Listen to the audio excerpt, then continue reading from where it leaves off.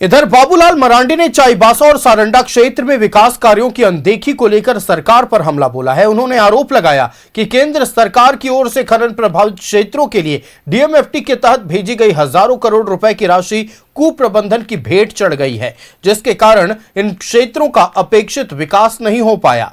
बाबूलाल ने कहा कि चाईबासा और सारंडा के जंगलों से निकलने वाला लौह अयस्क पूरे देश के औद्योगिक विकास को गति देता है। उन्होंने बताया कि खनन प्रभावित क्षेत्रों के समग्र विकास के उद्देश्य से डीएमएफटी फंड की विशेष व्यवस्था की गई थी। इस फंड के तहत पिछले 10 वर्षों में अकेले चाईबासा को लगभग 3700 करोड़ रुपए की बड़ी धनराशि प्राप्त हुई है। उन्होंने कहा कि इतनी धनराशि मिलने के बावजूद धरातल पर बदलाव नहीं दिख रहा है।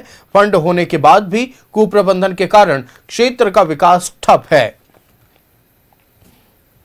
इतना बहुमूल्य खनिज जाने के बाद भी वहां का विकास नहीं होता है। उन्होंने कहा कि भाई डीएमएफटी फंड होगा और उसके जो अध्यक्ष होंगे वो डीसी होंगे, लेकिन अगर इन 10 वर्षों में देखेंगे, हम देख रहे थे रिकॉर्ड, इस सारंडा के इस आयरन और खदान से सिंहभूम के डीसी के खजाने में डीएमएफटी फंड में 3700 करोड़ से अधिक रुपया इकट्ठा हुआ। यानी 2025 के दिसंबर तक की मैं आपको रिपोर्ट बता रहा हूँ, वो मेरे पास है रिपोर्ट। और इतनी बड़ी रकम अगर उसको 10 वर्षों में डिवाइड करेंगे तो प्रत्येक साल 300 करोड़ रुपया आया। यानी ये 300 करोड़ रुपया कम पैसा नहीं होता है। 300 करोड़ रुपया तो इस सारंडा के जंगल में जितनी भी गांव है, यानी 3700 करोड़ रुपए इन 10 वर्षों में सब जगह।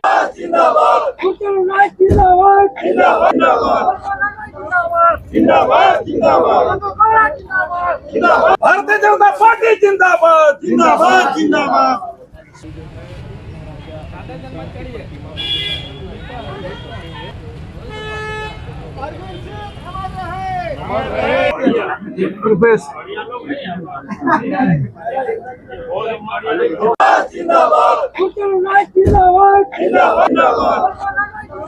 जिंदाबाद। जिंदाबाद जिंदाबाद।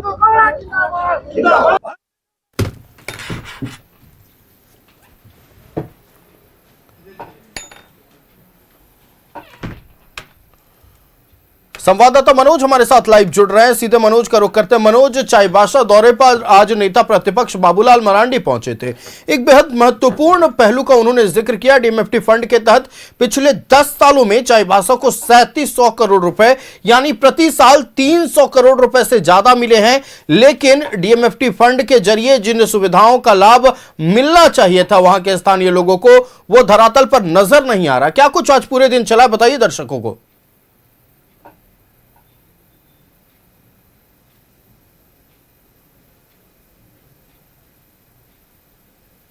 हमारा संपर्क संवाददाता मनोज से टूट गया, हम जुड़ने की कोशिश करेंगे, लेकिन फिलहाल सबसे बड़ी चिंता का विषय यह है कि डीएमएफटी फंड का पूरी तरह से बंदरबाट होता हुआ नजर आ रहा है। चाईबासा में जो कि खनन प्रभावित क्षेत्र है, वहां के डेवलपमेंट के लिए डीएमएफटी फंड आया, डीएमएफटी फंड वहां पहुंचा भी, लेकिन विकास कार्य नजर नहीं आए।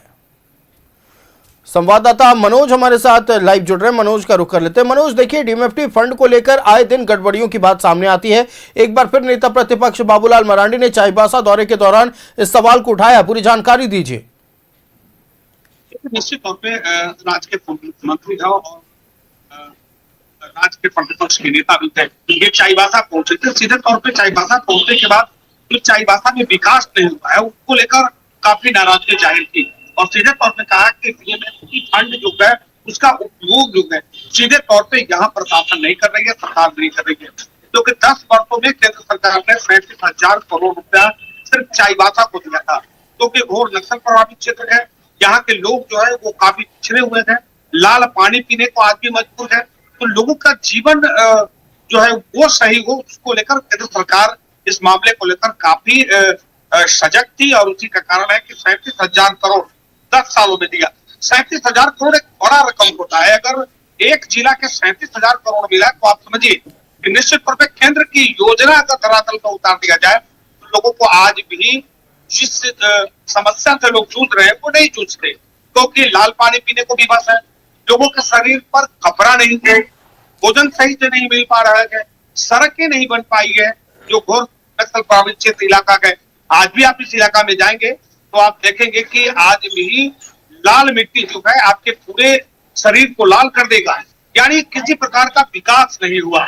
यही कारण है कि बाबूलाल मरांडी ने सीधे तौर पे राज्य सरकार को आड़े हाथ लिया, जिला प्रशासन को आड़े हाथ लिया, कहा कि जो विकास होनी चाहिए थी इस बिल्कुल मनोज, देखिए डीएमएफटी फंड आता भी इसीलिए है ताकि खनन प्रभावित क्षेत्र में रहने वाले लोगों को जो असुविधाएं होती है, जो खनन के कारण जिनका दंश झेलना पड़ता है, उससे उन्हें मुक्ति दिलाया जा सके, अच्छी स्वास्थ्य व्यवस्था मिले, अच्छे पानी के पीने की व्यवस्था हो, ड्रेनेज सिस्टम अच्छा हो, अच्छी शिक्षा की व्यवस्था हो। ये इन्हीं तमाम चीजों को ध्यान में रखते हुए डीएमएफटी फंड आता है, लेकिन उस फंड का मोल फिलहाल चाईबासा में नजर नहीं आ रहा है। मनोज, आपका हमारे साथ जुड़ने के लिए और तमाम जानकारियां साझा करने के लिए बहुत शुक्रिया।